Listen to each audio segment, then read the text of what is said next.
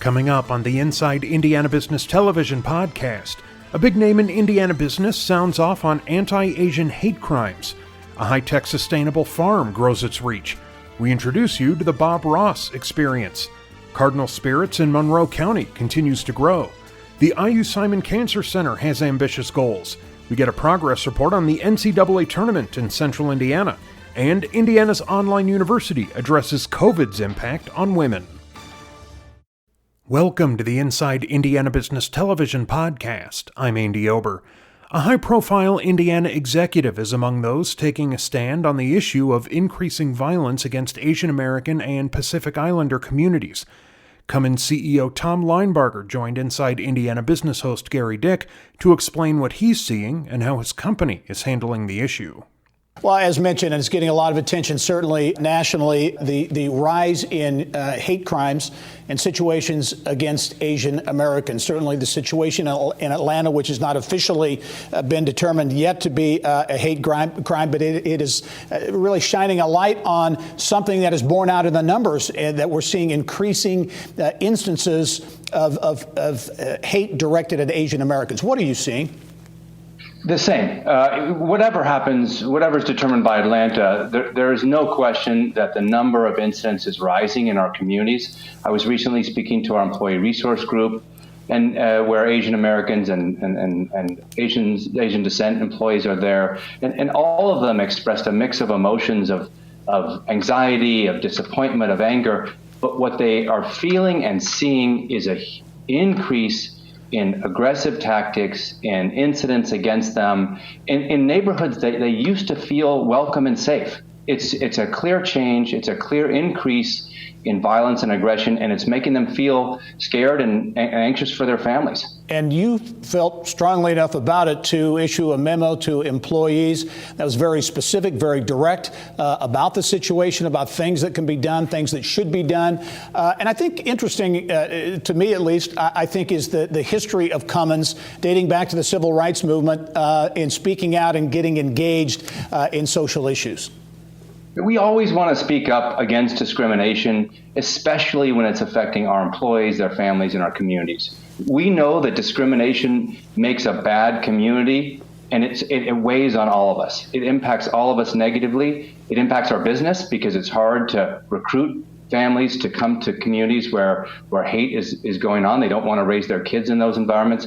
And it's also just weighs on all of us. We know that our workforce is not as productive when discrimination is going on, and it's not as easy to attract and retain the best talent. So we are always going to speak out on this, and this is the time. Yeah, and Tom, interesting too, that as you related to me off camera a moment ago, a lot of these instances of hate are happening in the workplace. Yeah, that's right. The reports are clear on this, that not only have incidents of aggression and hate increased over the last year dramatically, but a lot of these incidents are happening in the workplace. I think that puts a special burden on leaders like myself to stand up and speak out, and other business leaders the same way. If that's where these incidents are occurring, it's our duty to create safe and inclusive workplaces for our employees. Yeah, and certainly Cummins with a very large Asian workforce with the company around the globe. Tom, before you leave, I do want to ask you about your business outlook for 2021 hopefully coming out of the pandemic. How do you sense the business climate right now? Well, despite all the constraints we've seen from the pandemic that's impacting all of our lives, in fact, the economy is robust. We're seeing very strong orders from our customers.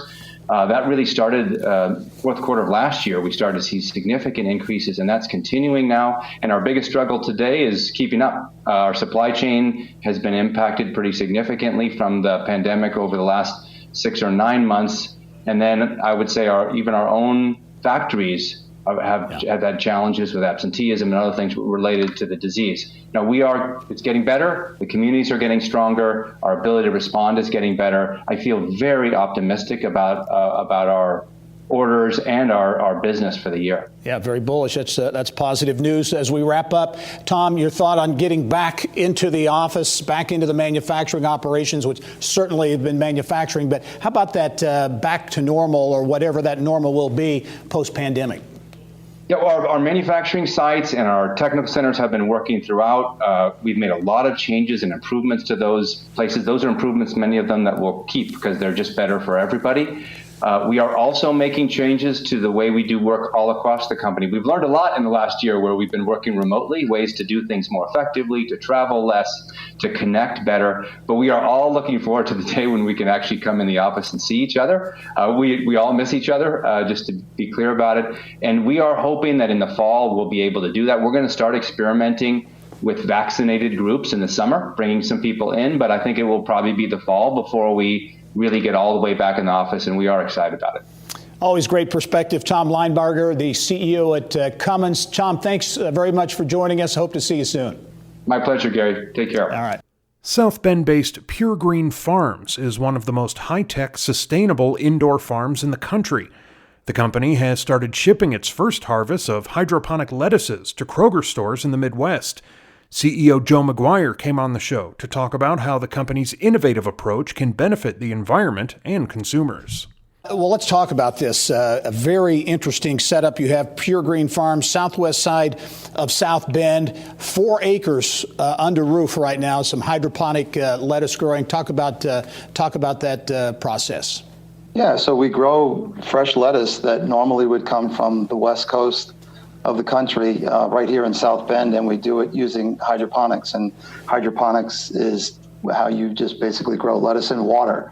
And so we're able to automate that process and have a very tight plant density, so we get the volume that we need to be competitive in the marketplace and deliver a beautiful, fresh, sustainable product to consumers. Well, let's talk about that process because, again, 4 acres under roof, very technology intensive. And as you were telling me off camera, you don't know there's another place with this much technology in this space, maybe in the world.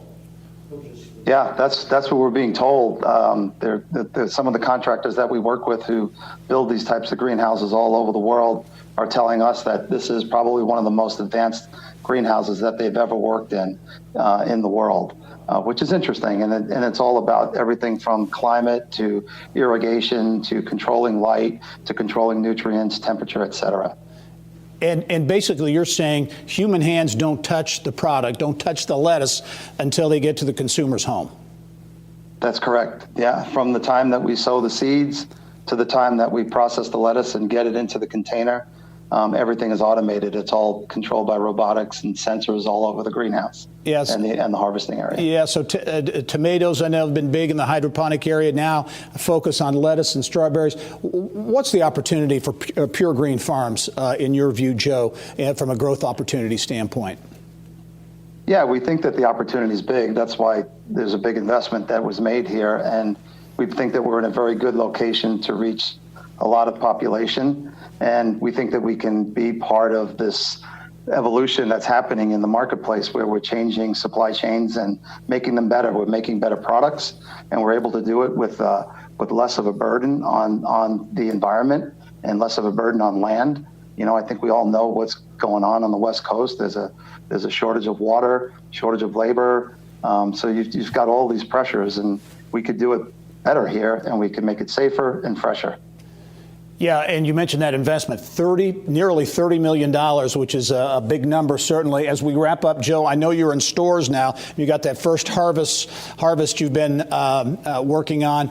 Tell us the stores you're in and where you see things going.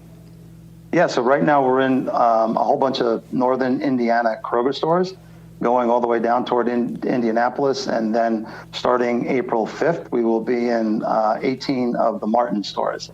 And then we're also having a lot of really good conversations with food service companies and directly with restaurants. And once these people eat the lettuce, I'm just amazed at the reaction. I've been in this business for 32 years, and I get excited about lettuce. And I've never been more excited with a product as this one. So it's really fun. Very good. Interesting indeed. A high-tech operation in South Bend. Joe McGuire, the CEO of Pure Green Farms. We'll look forward to following your story going forward. Thanks for joining us.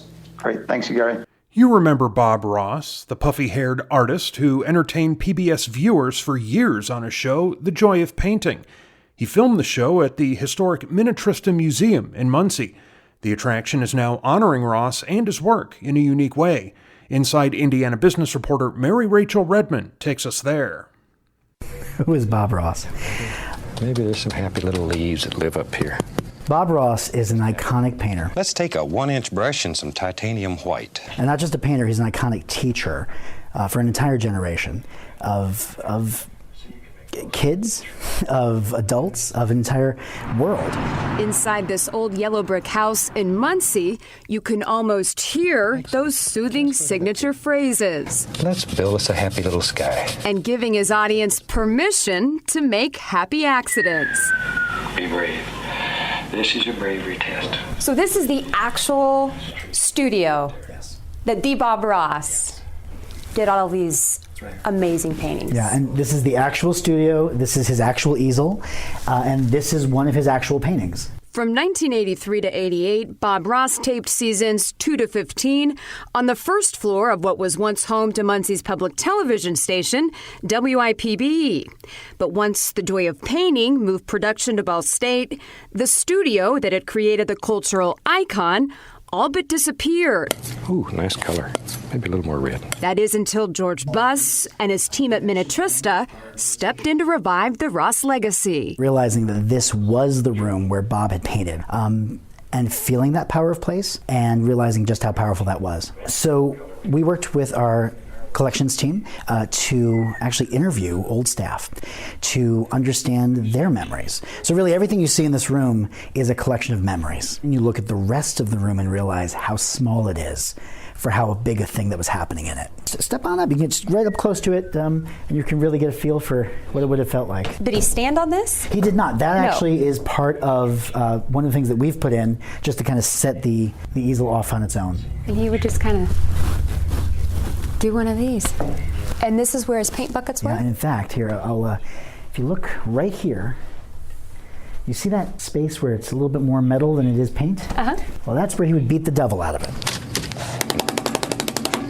Just beat the devil out of it. I see a pick. Yeah, things that would have been in the studio at the time. So just before Bob would go on, he would, of course, make sure his hair looked just right and pick out his hair for that great fro. And then a little Vicks Vapor Rub, because honestly, Bob loved to clean out his sinuses just before going on. And this room is full of little discoverables like this. So let's put a happy little bush right about there. Ross died of lymphoma in 1995, but his show remains in syndication on PBS stations across the country. Well, he's a pretty little devil. He lives right there. Perhaps he's just as popular as ever.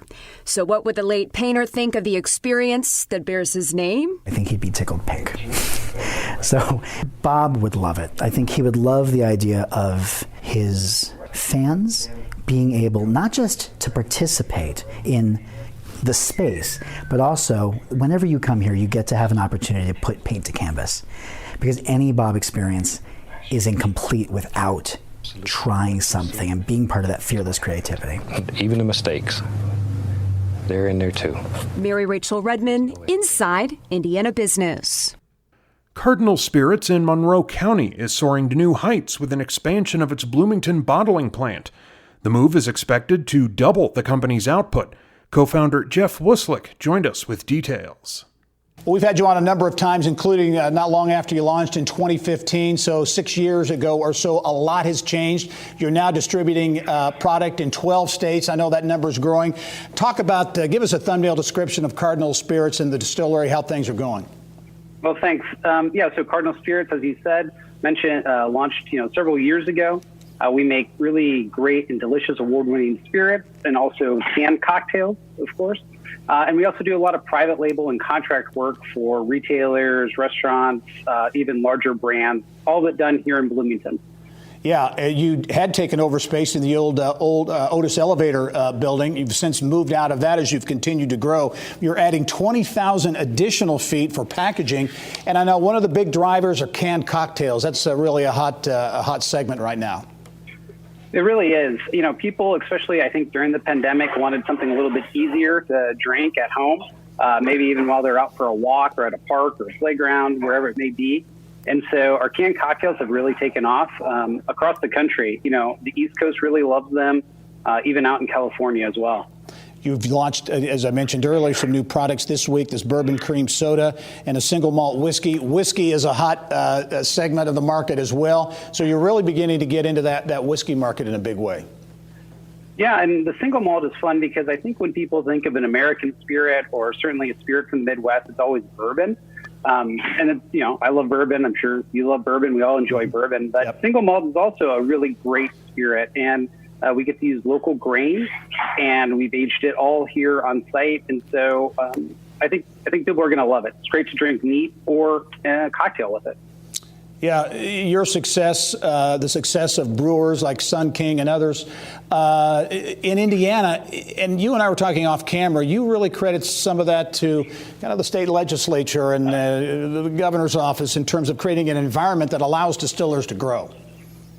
Yeah, they've been very forward-thinking about the craft spirits industry in Indiana. Certainly Ed Clear in Southern Indiana, Senator Altein, and others have really led the way to create an incredible industry just over the last few years. Of course, we always stand on the shoulders of longtime producers like Oliver and the Hubers, who came along much before us to pave the way. But I think people might think that Indiana, as far as alcohol, wouldn't be that, but it's always such a great state for business that I think they were smart enough to see that we can create an industry here. And it's great to have this kind of manufacturing in Indiana. We buy grain from here, we buy labels, we buy bottles, boxes. We're using trucks. I mean, it's always great to have manufacturing as part of your economy.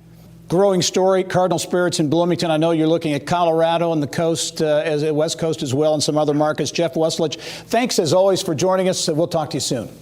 Yeah, thank you so much. My pleasure. Remember, you can catch Inside Indiana Business Television on stations throughout the state every weekend. Head to InsideIndianaBusiness.com to check listings. The director of the IU Simon Comprehensive Cancer Center in Indianapolis has some ambitious goals. Under the leadership of Kelvin Lee, researchers at the center are aiming to cure multiple myeloma. Lee detailed the effort with Kylie Valletta in the Business of Health. All right, before we get to your goals, let's talk first about the Cancer Center. And you're very quick to acknowledge that you are inheriting a world-class team there. Yes, definitely. I mean, the IU Simon Comprehensive Cancer Center is really remarkable. Recently got the comprehensive designation, but has been known for decades for really cutting edge and cancer treatment changing research and other work in that area. For example, Dr. Larry Einhorn really is world renowned for curing a cancer, curing testicular cancer, back when nobody thought you could actually do that with chemotherapy. Dr. Hal Broxmeyer has pioneered the use of cord blood in blood transplants that really has revolutionized that field. So a fabulous history already in the Cancer Center, and we are only looking to move further and further upward. All right, well, that's a good introduction to talk about your goals. You have two big goals that you want to accomplish in 10 years. The first one I'd like to talk about is a new designation that you want to earn from the National Cancer Institute. You mentioned you already earned the Comprehensive Cancer Center. Mm-hmm. That was in 2019. Tell us how you want to take it to the next level. So we want to do 10 in 10. So in 10 years, the first objective for us is to get what is essentially a perfect score of 10. When the National Cancer Institute reviews cancer centers, they score them from 9, which is the worst, to 10, which is the best. IU is currently at 20, which is outstanding. But what we want to move up is to a score of 10. Again, a perfect score, which very, very few cancer centers in this country have managed to attain. All right, and then your second goal, you have a very prestigious ranking that you want the center to earn. Tell us about that. Definitely. Well, so the second 10 is to be a top 10 cancer center in 10 years. And currently, IU is high performing, but not really, not in the top 50. But the people here are fantastic. The Patient care here is fantastic. The research here is fantastic. The education here is fantastic. So I think it is going to be something that is going to be very much doable for us to be in the top 10 within 10 years. And just for everybody's knowledge right now, number 10 is Northwestern. So we have somebody to aim for in the city of Chicago. All right, and that's from the U.S. News and World Report rankings. Let's give just a bit on your background. You spent the last 14 years at Roswell Park Comprehensive Cancer Center in Buffalo, New York. What enticed you to come here? So, as you mentioned in the very beginning, really the boldness and audacity for a university and a cancer center to say we are going to cure a cancer, and it's multiple myeloma, which are the patients that I take care of, but it's also triple negative breast cancer and childhood sarcoma. So 3 cancers that IU has said we want to cure these cancers, and you don't hear that in the cancer world. You don't hear people saying we want to cure these cancers, and these are hard cancers to cure. But the boldness and the audacity of the university to say this is what we want to accomplish, and the fabulous people that are here really was the primary enticement to come here, along with commitment from senior leadership to make this happen. So I'm very, very excited about coming. All right, and Dr. Lee, at the end of the day, all of these big goals, what does it mean for patient care, for Hoosiers, patients here in Indiana? Well, I think it means that we will have the best cancer care, the best cancer research, and the best cancer education, not only in Indiana, but in the United States and the world. So people around the world will say, I want to go to Indianapolis. I want to go to IU because they are doing the best care, and they're doing the best research in the cancer that I am struggling with. And so that is a very exciting possibility, and I think that we can do it. All right, we have just a few seconds left, but you mentioned off camera, relative to other centers, the IU Simon Comprehensive Cancer Center really is a baby compared to some of the other cancer centers in the U.S., which I think makes its accomplishments even that more remarkable, that it's accomplished these things in such few years. That's exactly right. My previous cancer center, Roswell Park Comprehensive Cancer Center in Buffalo, started in 1895. So it has been a cancer center for over 120, 130 years. So it has been around for a long time. And IU Simon has been a cancer center for a lot less than that, and they've accomplished so much. All right. Well, Dr. Lee, thank you for being on the show today. Welcome to Indiana, and Godspeed on all of your goals. Thank you very much, Kylie. Eric Neuberger with Lucas Oil Stadium has been preparing to host the 2021 NCAA Men's Basketball Final Four for years. Of course, the event has turned out very differently than he expected, with the entire tournament taking place in central Indiana. He talked about the challenge with Bill Benner on Inside Indiana Sports. Well, you've hosted first and second round games, so let's start and talk to you generally about how that went at Lucas Oil Stadium. First and second rounds went fantastic. I think the fans who had the opportunity to attend had a great experience, and the teams that participated gave us really kind of an unexpected bonus, I guess that's the way to put it, was the unexpected that Lucas Oil had a dress rehearsal. It was real basketball, but a dress rehearsal for the Lucas Oil Stadium basketball setup when the Big Ten announced that the its men's tournament would be there. How valuable was that to you and your staff, Eric? It was hugely valuable. You know, we found out on February 9th that on March 10th, we would begin the Big Ten men's basketball tournament in Lucas Oil Stadium. What it did is it allowed us to get our setup in place weeks earlier, allowed us to have 13 fantastic games leading up to the NCAA, and gave all of our crew a little bit of extra time to prepare. And now as we move toward the Elite Eight and the Final Four, the unique thing about Lucas Oil Stadium before the Elite Eight is that you have 2 courts. I believe they're called the Equality and the Unity courts, one on the north side of the building, one on the south side of the building. And so certainly that gives you the opportunity to move back and forth and empty crowds and cleanse. But again, something unique to And I know you did it in the first round too, but something unique to Lucas Oil Stadium had the 2 courts.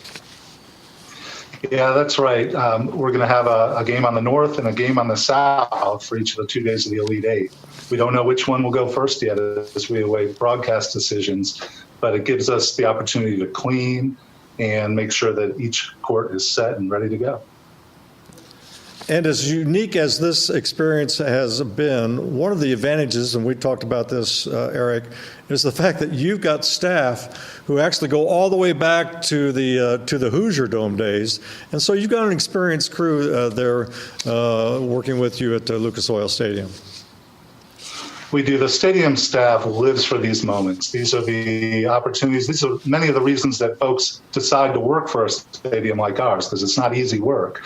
And we go back all the way to that 1991 Final Four, where we have folks on staff who had big parts in making that so successful. Can you talk about attendance now for both the Elite Eight, again, the 2 different courts being used, and then the Final Four itself? What do you anticipate in terms of attendance? Well, the primary driver of attendance for us is being able to separate households, those 2s and 4s and 6s, at least 6 feet away from anybody neighboring them. So that puts us at about 22% when you take into account the space needed around the court and around the broadcast positions. And then I know you've worked closely with the Marion County Health Department. I was there for the Big Ten semifinal. You know, I thought the staff just did an excellent job being kind and considerate and very courteous, but still enforcing the mask mandate that remains in place. Yeah, we take that on as a big responsibility of hosting these events during a pandemic. And so we've implemented signs, training for folks. We've gone to a completely cashless building where all our transactions are contactless, and we've gone to digital ticketing.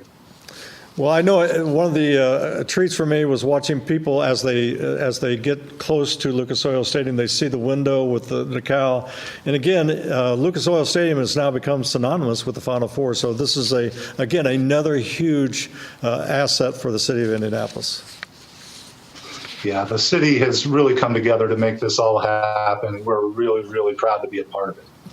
And as we wrap up, I got to ask you, Eric, how will you and your staff feel when we get to Tuesday, April 6th, assuming that all things will go well? And that's the assumption I'm working on. I think we'll have a great feeling of relief. And as soon as our friends from the NCAA walk out that door, our team will be getting some rest. Well, Eric, best wishes as we move to the Elite Eight and the Final Four. It's been an incredible effort on behalf of so many, including you and your outstanding Lucas Oil Stadium staff. We wish you the best. Thank you very much, Bill. Basketball skills aren't the only talents being showcased in Central Indiana this month. Hundreds of visual artists, musicians, dancers, and other creative professionals have turned downtown Indianapolis into a sidewalk art gallery. Arts Council of Indianapolis Director of Public Art Julia Mooney-Moore joined us with more on the Swish Cultural Festival. This is, I think, really an amazing display of talent of Indianapolis's arts and culture community as well. Talk about, Julie, how this kind of started, because I think it was going to be part of the Final Four when it was just going to be the Final Four here. But now with everything here, Swish expanded as well. Yes, absolutely. We were going to do something having to do with the arts and culture community for the Final Four, but we never imagined it would be anywhere near this big. And as soon as that decision was made, we just blew it out of the water. Yeah, and I've heard from a number of people. Indeed, that's a great description, just in terms of the magnitude and the variety, the diversity of arts and artists taking place down there. Give us...